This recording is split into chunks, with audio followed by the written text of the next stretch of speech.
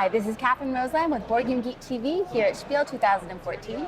I'm sitting here with Roberto Di Maggio from Ares Games, and he's here to talk about their new game, Dino Race. Okay, finally here after a long time in the making, but hopefully it was worth it. Looking at these pieces, it looks fantastic. I love Took them. a little bit of time to get them where we wanted them to be, but they're really cute. Okay, so the game is a very simple game, suitable for really everybody. So you can play with kids, you can play on a family level, you can play between players as a sort of a light filler where you can play little jokes against each other because it's also a very fast-moving, nice game. Okay, so the game is essentially a card-driven race. You can play up to 4 players. Each player controls a team of 2 dinosaurs. In the beginning of the game, you create a hand by drawing 5 cards. The cards are essentially terrain cards, which are the main engine of the game. They are the cards which allow you to move your dinosaurs and get them racing. Mm-hmm. You also get a wild card, which allows you to get your dino to race on any kind of terrain. And you also get special cards which allow you to play tricks on your opponents, like stealing a card, walking them so they can do one step back. And the other special card is the one regarding the special egg. Ooh. Because the egg is sort of the hot potato of the race, because you get bonus points at the end of the race if you get to the end with your dinosaur team at the end of the race. But during the course of the race, it's an annoyance. So sometimes you may just want to get rid of the egg and give it to another player. But you must be careful because you could actually be giving a present to them. So depending on where they are in the race. So the main engine is really simple. Every turn you draw 2 cards. So you start with the first turn with a complement of 7 cards in your hand, and then you start playing those cards to get your dinosaurs to race. So let's say, okay, 5, 6, 7. This is my starting hand here. Now, what I can do? So for example, if I'm playing with the red dinosaurs, I can use a wild card and get him to go here, and then I can use the swamp and get him to move once again. I can use the grassland, no, but I can use the forest to get him here, and so on. So I can play as many cards as I want as long as I have good cards to get my dinosaurs racing. So it's very fast flowing.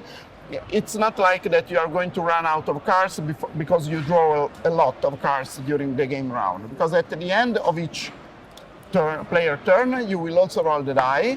And depending on the outcome of the die, either all the players who have dinosaur on a certain type of terrain draw cards, so 1 for each kind of dinosaur in the terrain matching the roll of the die, or all players draw 2 cards.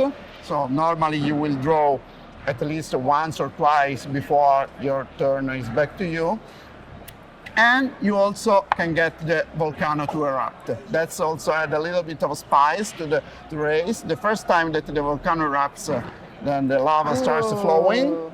And then every time thereafter, yes, you guessed it right. The lava starts to flow. So now all those little dinosaurs have to race ahead, so that's also good if you have 1 dinosaur left behind that they can catch up. But all the dinosaurs that have to race because of the lava also get to be scalded by lava, so that you got penalty points which will be taken into account at the end of the game. Once you get a dinosaur at the end of the racetrack, you will look at the prize tiles, which are randomly chosen at the beginning of the game. 8 tiles if you play with 8 dinosaurs out of 12. They have variable points, so you cannot be mathematically sure that say arrive first and third. So there is a little bit of variation, so that you are not sure exactly how fast you have to race. Even though you're first, you may not get the most amount of points. Exactly. So, yes. And also there is a little bit of strategy in the scoring because you have two different types of colored tiles, so that if you choose two tiles of the same color in your score, you get a bonus as well. So there is a little bit of strategy in choosing the right color, or be careful to deny to the opponent the color they might have. Not too much, but there is a little bit to think even when you get your dinosaur at the end of the track. You must also be careful to balance the racing of your two dinosaurs, because in fact you draw two cards only as long as both dinosaurs are on the racetrack. But as soon as you get to the end, you only yes, draw you one only card. draw one. So All you right. must be not too greedy to get one dinosaur immediately to the end of the track. And then the board is modular, so you place it out differently each time you Exactly. play. So there are 12 more different tiles with the different kind of terrain. The last important thing to say is about the egg. I said it's a hot potato in which sense? Because when an eruption is rolled on the die, then the player who has the egg in that moment in his hand will have to discard his entire hand of cards. Oh. Which is pretty nasty, but not as nasty as it seems, because as I said, you draw a lot of cards, so you're not going to lose a turn or something like that, but definitely it will slow you down a little bit in the next turn. And at that point, you also get to pass the egg to somebody else. You have to. So you lose the egg because you are distracted by the eruption, you let it go, and somebody else catches it. So it's like a 20 minutes normally game, yes, 15 to 20 minutes game in a race. And 2 to 4 players. 2 to 4 players. Actually, there is a small variant where you can play up to 8 players, each one playing in teams, essentially with 2 players, each one controlling one dinosaur, and you can swap cards between the 2 players. So That sounds interesting. you play with up to 8 players in team.